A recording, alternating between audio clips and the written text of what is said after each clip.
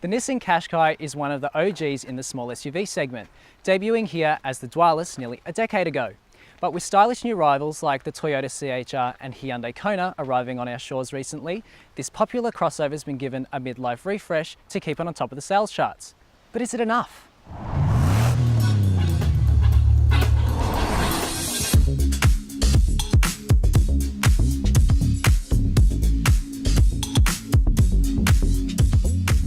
For 2018, the Qashqai has been given a significant facelift, sporting new front and rear treatments along with new wheel designs. Autonomous emergency braking and lane departure warning are now standard across the range, while several new technologies like adaptive cruise control and adaptive headlights are offered on higher grades. The interior has been refreshed too, headlined by the new D-shaped steering wheel from the larger X-Trail, upgraded materials and redesigned front seats on all but the base model. In between the base ST and top shelf TI are the new STL and N-Tech grades, starting at just under 33 grand and 37 grand respectively. However, the N-Tech is just to fill in until the TI arrives next year, so if you want the fancy leather and adaptive cruise control, you need to wait another 6 to 8 months. So what's it like to drive? Not a whole lot different to the car it replaces, but you only get the option of the 2-litre petrol now. The diesel's gone. So you have 106 kilowatts of power and 200 newton meters of torque. Drivers send exclusively to the front wheels via a CVT transmission. The ST base model though does get the option of a 6-speed manual. Performance is adequate. This car is going to spend most of its time around the city, so you're going to be fine if you spend most of your time there.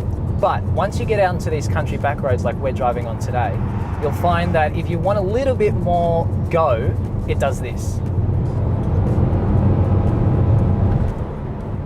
It's not a pleasant sound. The ride's pretty good. This car's the N-Tech model with 19-inch wheels, and it doesn't really jar over sharp bumps. It feels pretty stable. You don't get that jittery feeling that you might get on most SUVs with low-profile tyres. And overall refinement's pretty good. Nissan says it's made a few adjustments to make the overall refinement of the car better. And there's not as much engine noise. Tyre roar's kept, again, to a pretty good level considering that you're on 19-inch wheels on this car, but there is still a little bit of wind noise off these massive wing mirrors. In terms of how the Qashqai handles, it's not a sports car, nor does it have to be. The steering's a little on the lighter side, which means it's going to be great for navigating shopping centre car parks, tight city streets, or just getting in and out of your driveway.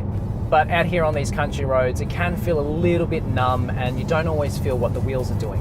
If you want something that's a little bit more involving to drive, you're probably going to want to look at something like a Mazda CX-3 or a Toyota CHR. But overall, the Qashqai is a very no-nonsense, do-everything kind of SUV.